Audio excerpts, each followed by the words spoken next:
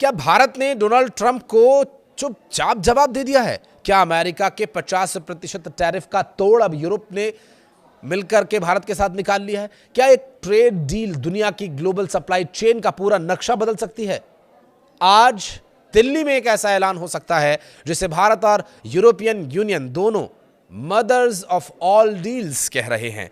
यह डील 200 करोड़ लोगों का साझा बाजार बनाएगी, दुनिया के करीब 25% जीडीपी को कवर करेगी और माना यह जा रहा है कि इससे ट्रंप के टैरिफ वॉर को सीधी चुनौती मिलेगी। लेकिन असली सवाल यह है कि यह डील है क्या?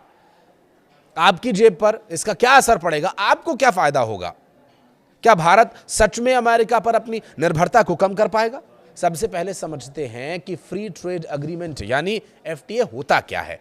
जब दो या उससे अधिक देश आपस में यह तय करते हैं कि वे एक दूसरे के सामान सेवाओं पर टैक्स या पाबंदियां नहीं लगाएंगे, दूसरी रुकावटों को खत्म करेंगे, तो उसे एफटीए कहा जाता है।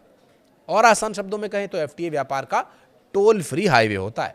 भारत पिछले 4 साल में यूके, ओमान, ऑस्ट्रेलिया, न्यूजीलैंड समेत 7 एफटीए साइन कर चुका है। अब उसी कड़ी में यूरोपियन यूनियन के साथ होने वाली यह डील सबसे बड़ी मानी जा रही है। इस समझौते को मदर ऑफ ऑल डील्स कहे जाने की पहली वजह है इसका स्केल। यूरोपियन यूनियन 27 देशों का समूह है और दुनिया का सबसे बड़ा ट्रेड ब्लॉक माना जाता है, जबकि भारत दुनिया की सबसे बड़ी अर्थव्यवस्थाओं में से एक है। दोनों साथ आते हैं तो करीब करीब 200 करोड़ लोगों का बाजार बनेगा, जो दुनिया के लगभग 25% जीडीपी को कवर करेगा। दूसरी वजह इसकी है इसकी टाइमिंग। इस वक्त दुनिया अमेरिका और चीन के विकल्प तलाश रही है। ट्रेड वॉर, टैरिफ और जियोपॉलिटिक्स ने ग्लोबल बिजनेस को अस्थिर कर दिया है। ऐसे में भारत और ईयू का करीब आना पूरी सप्लाई चेन को नया रूप दे सकता है। और तीसरी बड़ी वजह है कि अभी भारत और ईयू के बीच करीब 12,50,000 का व्यापार होता है और एफटीए के बाद दोगुना इसके होने की उम्मीद है। दिलचस्प बात यह है कि भारत की ईयू के बीच यह डील कोई नई सोच नहीं है। इसकी बातचीत पहली बार 2007 में शुरू हुई थी। इसे बीटीआईए यानी तब broad based trade and investment agreement कहा जाता था और 15 दौर की बातचीत हुई, लेकिन 2013 में ही मामला अटक गया था। वजह यह थी कि ईयू अपने 95% से ज़्यादा एक्सपोर्ट पर टैरिफ खत्म करना चाहता था, जबकि भारत सिर्फ 90% तक के लिए तैयार था। इसके अलावा खेती, डेयरी, ऑटो और शराब जैसे सेक्टर पर भारत पीछे हटने को तैयार नहीं था। फिर 2022 में हालात बदले, चीन पर भरोसा कम हुआ, अमेरिका ने टैरिफ को हथियार बना लिया, बातचीत दोबारा शुरू हुई और आज स्थिति यह है कि 24 में से 20 चैप्टर्स पर सहमति बन चुकी है। और अब सवाल यह है कि इस डील से भारत को फायदा क्या होने वाला है? सबसे बड़ा फायदा टेक्सटाइल और लेदर सेक्टर को मिलेगा। अभी यूरोप भारत के कपड़ों और चमड़ों पर करीब करीब 10% ड्यूटी लगाता है और एफटीए के बाद ये कम या फिर ख़त्म हो सकता है, जिससे यूरोप में भारतीय कपड़े और जूते और सस्ते हो जाएंगे, उनकी मांग बढ़ जाएगी। दूसरा बड़ा फायदा फार्मा और केमिकल सेक्टर्स को मिलेगा।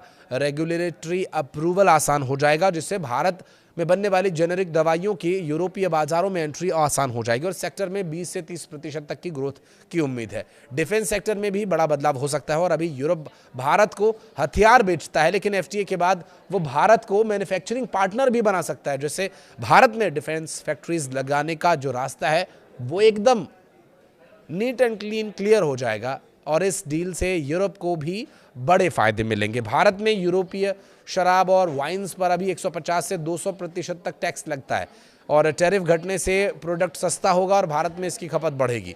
और इसी तरह BMW, मर्सिडीज और पोर्शे जैसे प्रीमियम यूरोपीय कारों पर लगने वाला 110% टैरिफ घटकर 40 और आगे चल करके 10% तक भी रह सकता है। इससे भारत में यूरोपीय कार कंपनीज के लिए एक बड़ा बाजार खुलेगा और साथ ही आईटी, इंजीनियर्स और बिजनेस सर्विसेज जैसे यूरोप के हाई वैल्यू सेक्टर्स को भी भारत में ज़्यादा मौके मिलेंगे। अब आते हैं सबसे अहम सवाल पर कि क्या इससे ट्रंप के टैरिफ की भरपाई हो पाएगी? ट्रंप ने भारत के सामानों पर 50% तक का टैरिफ लगा दिया, जिससे भारत के अमेरिका को होने वाले निर्यात में भारी गिरावट आई है। टेक्सटाइल, जेम्स, झींगा, कालीन जैसे सेक्टर सबसे ज्यादा प्रभावित हुए और लाखों नौकरियों पर खतरा मंडराने लगा। अर्थशास्त्रियों का मानना यह है कि ईयू के साथ एफटीए इस नुकसान की भरपूर भरपाई तो नहीं कर सकेगा, लेकिन इसका बड़ा हिस्सा जरूर संभाल सकता है। अनुमान यह है कि अगले 3 से 4 साल में भारत और ईयू के बीच व्यापार 22 लाख करोड़ रुपए से अधिक का हो सकता है। और ये डील ट्रंप के खिलाफ है या नहीं, असली सवाल यह है कि क्या अब भारत टैरिफ से डरने वाले देश की कैटेगरी में रह जाएगा या फिर नए ग्लोबल ट्रेड ऑर्डर्स के मजबूत खिलाड़ी के तौर पर उभरेगा।